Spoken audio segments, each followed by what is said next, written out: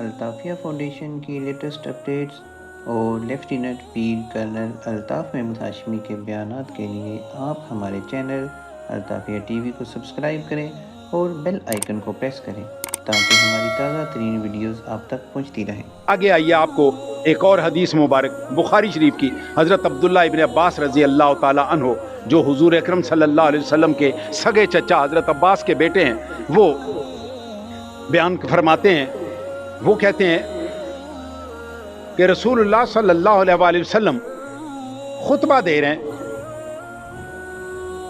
ہیں جمعے کا، اور آپ کی نظر پڑی کہ ایک بندہ دھوپ میں کھڑا ہوا ہے۔ آپ نے پوچھا کہ اس کو کیا مسئلہ ہے، یہ دھوپ میں کیوں کھڑا ہوا ہے؟ تو لوگوں نے رسول اللہ صلی اللہ علیہ وسلم سے عرض کیا کہ اس بندے نے منت مانی تھی کہ میں دھوپ میں کھڑا ہوں گا، سائے میں نہیں آؤں گا، میں خاموش رہوں گا، بات نہیں کروں گا، میں کھڑا رہوں گا، میں بیٹھوں گا نہیں، اور میں روزہ رکھوں گا، بھوکا سارا دن میں روزہ رکھوں گا۔ اب رسول اللہ صلی اللہ علیہ وآلہ وسلم نے فرمایا کہ اس سے کہو کہ یہ سائے میں آ جائے اور سائے میں آ کے بیٹھ جائے اور باتیں بھی کرے، صرف روزہ رکھ لے، اللہ تعالیٰ اس کی ساری منت پوری کر دے گا۔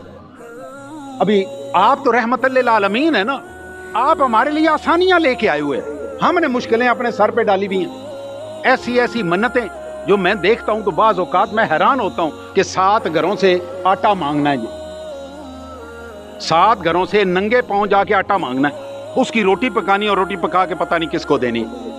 ابھی یہ اللہ اور اس کے رسول کا جو منت کے متعلق حکم ہے، یہ اس کی کھلی خلاف ورزی ہے، کھلی خلاف ورزی۔ مانگنا گناہ پہلا جرم، ننگے پاؤں چلنا دوسرا جرم۔ آگے آپ سنیے، میں آپ کو سناتا ہوں آگے بھی حدیث مبارک۔ ننگے پاؤں جانا یہ ایک اور جرم، پھر آپ نے مانگ کے روٹی پکانی ہے۔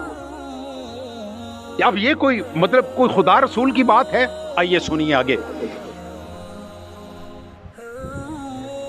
سنن نبی داؤد کی حدیث مبارک، حضرت ابن عباس عبداللہ ابن عباس رضی اللہ تعالی عنہ آپ بیان فرماتے ہیں کہ رسول اللہ صلی اللہ علیہ وسلم بیت اللہ شریف کا طواف کر رہے تھے۔ طواف کرتے ہوئے آپ کی ایک بندے پہ نظر پڑی، اس بندے نے اپنے ناک میں نکیل ڈالی ہوئی تھی، جس طرح آپ جانوروں کو ڈالتے ہیں نا، اس طرح نکیل ڈالی ہوئی تھی۔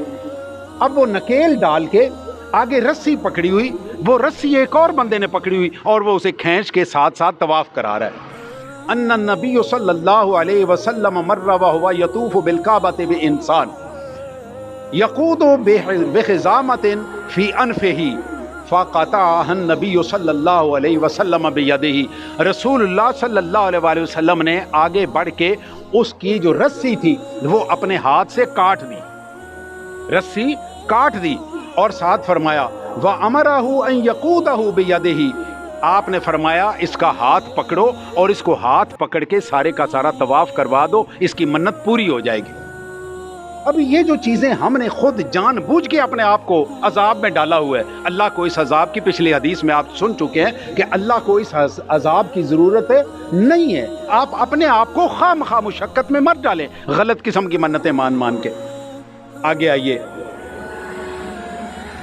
ابو داؤد کی ایک اور حدیث مبارک، حضرت عبداللہ ابن عباس رضی اللہ تعالی عنہ آپ بیان فرماتے ہیں کہ رسول اللہ صلی اللہ علیہ وآلہ وسلم کو خبر پہنچی ان النبی صلی اللہ علیہ وسلم لما بلغہ، آپ کو یہ خبر پہنچی ان اخت عقبۃ بن عامر نظرت انت حجہ ماشیہ، انہیں پتا چلا کہ عقبہ بن عامر کی بہن نے منت مانی ہے کہ میں مدینہ منورہ سے مکہ مکرمہ تک پیدل حج کروں گی۔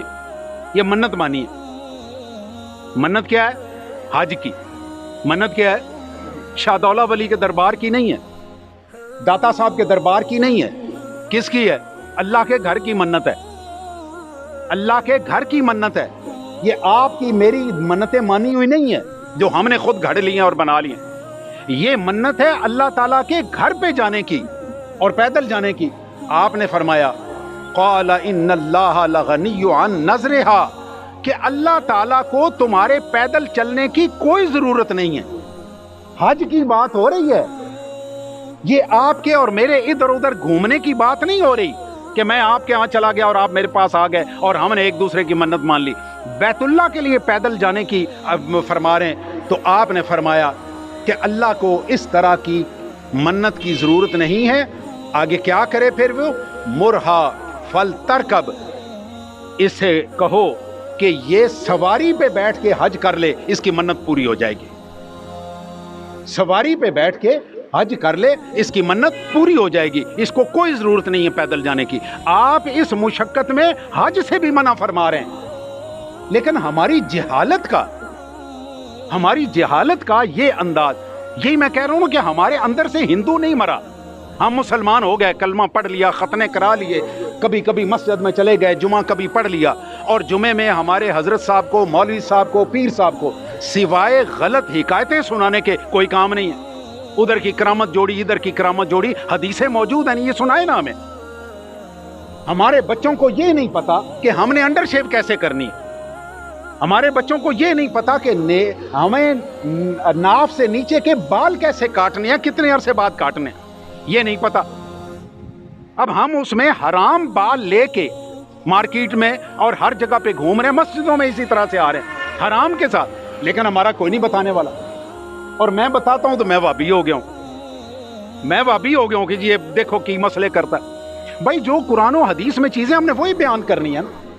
الحمدللہ میں نے یہ ساری جو آپ کو بات کر رہا ہوں یہ ساری بیان کی ہیں. عورتوں کے مسائل کہ عورت ناپاک ہوتی ہے، ہر مہینے اس کو حیض کے جو پرابلم ہوتے ہیں، میں نے اس پہ 2 جمعے پڑھائے پوری تفصیل کے ساتھ. باہر کے ملکوں سے بچیوں کے میرے پاس میسج آئے کہ آپ یہ دوبارہ پڑھائیں، تو میں نے انہیں کہا کہ آپ کے پاس میری ریکارڈنگ موجود ہے، آپ ریکارڈنگ سن لیں. لیکن ان کا کہنا یہ، انہوں نے اپنے سوال لکھ کے بھیجے. مطلب یہ کہ جس وقت ہم بات کریں گے تو کسی کو کوئی شعور آئے گا نا. میں آپ سے بات کروں گا تو آپ کو پتا چلے گا. ہم نے غلط قسم کی حکایتیں، غلط قسم کی کرامتیں، غلط قسم کے معجزے سنا کے قوم کو اس چیز پہ آنے ہی نہیں دیا کہ ہم ٹھیک بات بھی کریں. ابھی میں ٹھیک بات کروں گا، آپ دیکھیے آپ کو کتنی تکلیف ہوگی. ابھی میں نے صرف اتنا کہا کہ ہم اذان کے ساتھ جو درود شریف پڑھتے ہیں اس میں 2 منٹ کا وقفہ دے دیں. آپ یقین کریں 4 بندے میرے ساتھ لڑنے کے لیے آ گئے. ابھی کل میں نے کیا تو وہاں پہ ایک بندہ کہتا ہے حدیث کتنے 2 منٹ والی، کل کی بات ہے، مجھے کہتا ہے 2 منٹ والی حدیث کدھر ہے. میں نے کہا تو اذان کے ساتھ پڑھنے والی حدیث کدھر ہے؟ اذان کے ساتھ پڑھنے والی حدیث کدھر ہے؟ یہ کل کی بات. میں تو سوال جواب کا ٹائم دیتا ہوں نا. الحمدللہ تھوڑا بہت جتنا مجھے آتا ہے، مجھے اس کے اوپر پورا یقین ہے اور پورا ایمان ہے اس کے اوپر. میں سوال جواب کا ٹائم دیتا ہوں کہ آپ سوال جواب کا میں نے ٹائم دیا تو اس نے مجھے کہتا ہے یہ کل کی بات ہے کہ جی اس کی حدیث کدھر ہے 2 منٹ والی. وہ میں نے کہا تم پڑھتے ہو اس کی حدیث تو بتاؤ نا، 2 منٹ تو میں بعد میں کر رہا ہوں. مطلب ہم اتنے پکے ہو گئے ہوں ان باتوں کے اوپر کہ ہم غلط چیزیں کیے جا رہے ہیں. جو کوئی کہے اس کو ٹھیک، ہمیں حیرت ہوتی ہے کہ یار یہ بھی کوئی گل ہے، نیا دین نکل آیا. نیا دین نہیں ہے، دین اور یار یہ ہمیشہ پرانے اچھے ہوتے ہیں. دین بھی پرانا اور دوست بھی پرانے.